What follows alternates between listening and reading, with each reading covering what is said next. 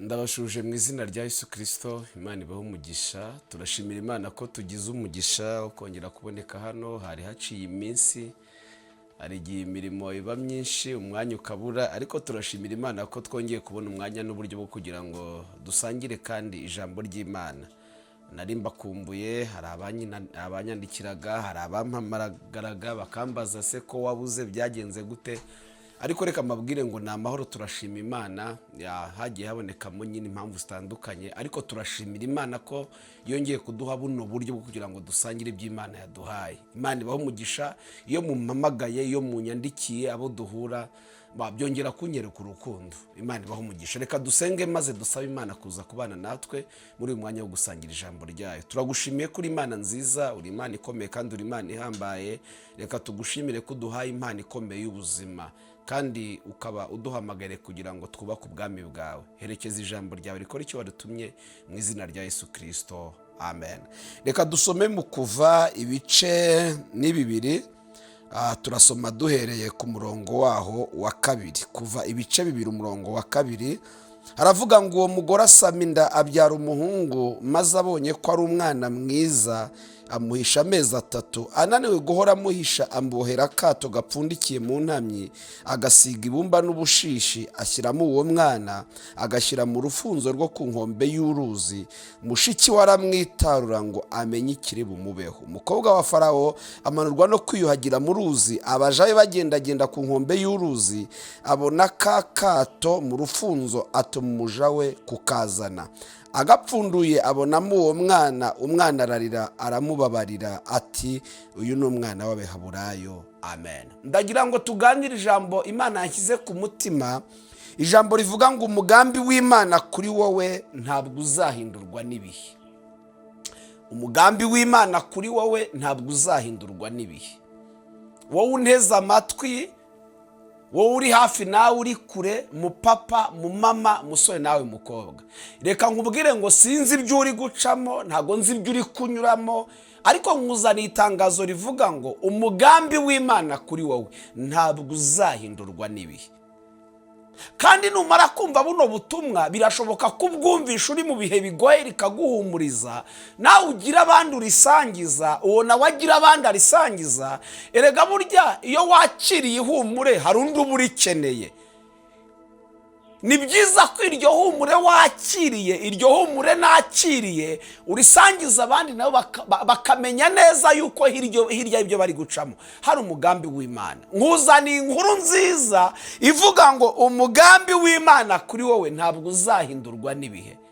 Bibiliya igaragaje uyu nguyu ni Mose, wavutse mu gihe hari itegeko ryo kwica abana b'abahungu.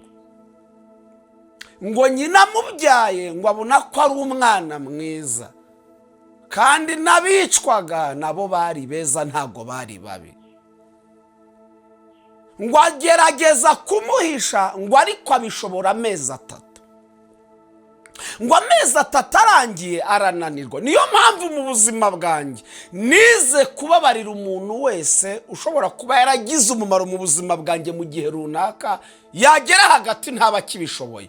Beneda aba yarakoze ibyo yagombaga gukora. Umuntu ajya ananirwa, kandi ntugacire imanza bananiwe. Nawe ujye wibuka ko hari aho wageze urananirwa. Ngo ananiwe guhora amuhisha, ngo afata akato arakaboha, aragahoma ku buryo hatinjiramo amazi, ngo akajyana mu ruzi. Mbibutse ko runo ruzi yari amazi atemba. Akajyanyemo kubera iki? Ntashaka kubona umwana amupfira mu mazi.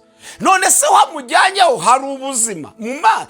Sinzi uko yari yagahomye, ariko byari kuzatinda amazi akangiza ka kantu, cyangwa umwana akarirwa n'ibindi bikoko biba mu mazi. Gusa icyo akoze ni kimwe, arabataho kugira ngo nzabone bamwicira mu maso yanjye. Reka basi nzumve ko bamwishe, kuko hamujyanye ni ukuri nta sekirite, nta buzima buhari.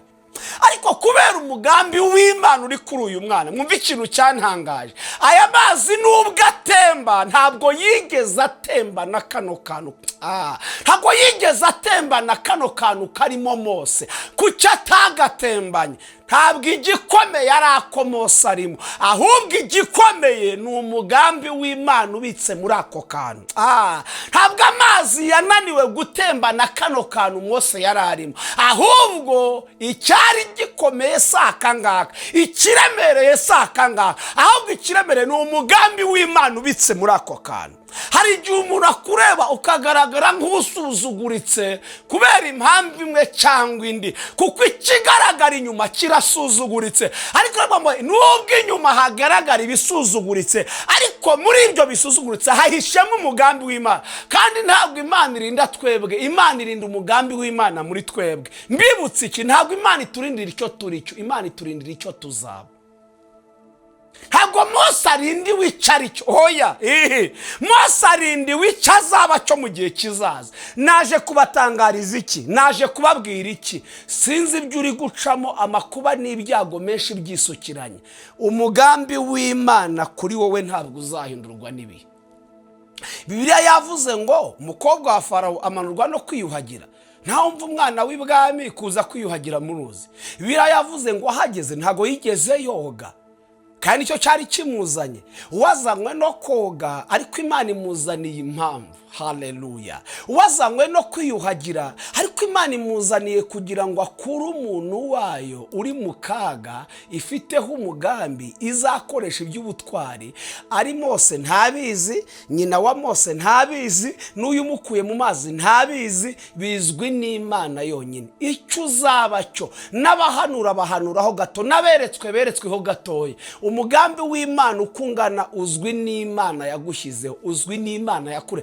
Ibyo uri gucaho ntago byakuraho umugambi, ibyo uri kunyuramo n'ukuri gutinda kwayo ntibivuze ko itazatabara, oya izabikora. Naje kubabwira ngo nimukomere umutima, ibyo muri gucamo n'ibyo munyuramo ntago bizahindura umugambi w'Imana.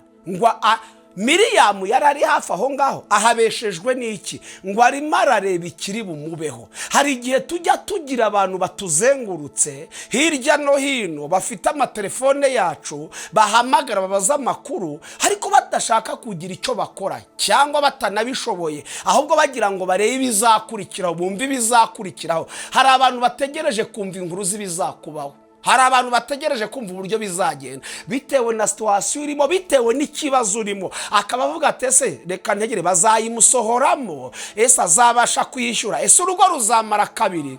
Muri make Bella akaba ategereje kumva uko bizarangira, kubera situation y'igihe urimo n'ibihuri kunyuramo. Akaba muri make nkunda ijambo riba muri Mika 4:11 havuga ngo dore amahanga menshi ahagaze ku misozi ateraniye kugutera, aravuga ngo Isiyoni nihangizwe amaso yabo arebe ibi batwifuriza. 12 ngo ariko ntibazi ibyo Uwiteka atekereza.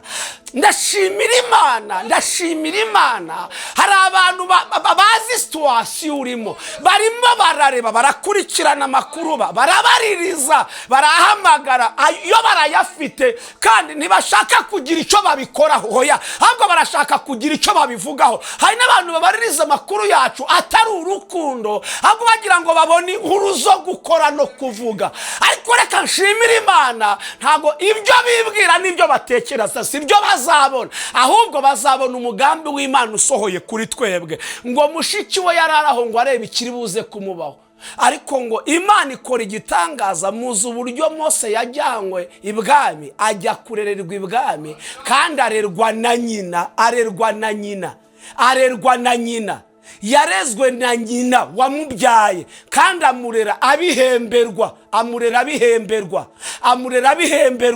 Umugambi w'Imana ni ikintu gikomeye. Ujya udutungira ahantu bari barashatse kuzatugirira nabi. Umugambi w'Imana ujya utubeshaho itegeko ritwica ryaturutse. Umugambi w'Imana ujya utwicazanya n'abari batugambaniye. Umugambi w'Imana ujya uduha ubushobozi bwo kubana abantu ba Imana. Ifite umugambi kandi nta wayibuza gusohoza icyo yagambiriye gusohoza. Reka mbabwirire ijambo, ibyo uri gucamo simbizi, ibyo unyuramo simbizi, ariko umugambi w'Imana ntabwo uzahindurwa n'ibihe. Byarangiye Mose akuye ubwoko bw'Imana, ubwo asimbutse byinshi. Byarangiye Mose akuye ubwoko bw'Imana muri Egiputa. Kumva umugambi w'Imana kuri Mose kwari ukuzamukoresha agakura ubwoko bw'Imana mu kaga n'amakuba. Umugambi w'Imana kuri wowe urahari. de la soladra ntago nzi bihurimo, sinzi ibintu nukuri Imana yabantumyeho, sinzi ibihuri gucamo. Ndakwinginze buno butumwa ubusangiza abana, kuko ibihuri gucamo harabari gucamo birenze ibyo ngibyo, kandi nta jambo bafite ribahumuriza, ahubwo bari kumva amagambo basogota bakomeretsa. Ariko ni wumva uhumurijwe n'ubutumwa ubusangiza abana bakira iryo humure. Nagutumweho ngo nkubwire ngo umugambi w'Imana kuri wowe ntabwo uzahindurwa n'ibihe. Reka dusenge. Ntabwo uzahindurwa n'ibihe. Wajya no muri gereza ugapfa yari kugasohoka, wakora impanuka ntabwo yakwica, wajya kwiseta ukabagwa ukayivaho amahoro. Ibyo unyuramo simbizi ibyo ari byo, ariko reka nguhaye amakuru, nta kizahindura umugambi w'Imana ku buzima bwawe. Nubwo bakwiteranya bakomeye, nubwo bahaguruka, nta kizahindura umugambi w'Imana ku buzima bwawe. Nta warwanwa kurusha Mose, ariko Imana yakomeje kurinda umugambi wayo kuri Mose birangira usohoye. Mupapa, mumama, musore nawe mukobwa, nakuzaniye inkuru nziza. Nta kizahindura umugambi w'Imana ku buzima bwawe, ibihe ntibizawuhindura. Turagushimiye kuri Imana nziza irinda umugambi wayo muri twebwe, no kuba turiho ni umugambi wawe. Belawi ba forazanda, aho abandi banyuze bagapfa, twe twarahanyuze tubaho kubera umugambi. Ibyisha abandi natwe byatugize, ariko turabirokoka. Hari amaboko yaduhanamiye ariko yadukuramo kubera umugambi wawe. Hari inama zateranye ziracura, ariko uradukiza kubera umugambi wawe. Ndagushimiye ko hari abantu ugiye gusohoza mu mugambi wawe. Ndagushimiye ko abantu batakaje ibyiringiro bagiye kwakira ihumure yuko umugambi utazahindurwa n'ibihe. Herekeza ijambo ryawe mu izina rya Yesu Kristo, amen. Imana ibahe umugisha, Imana ibagirire neza.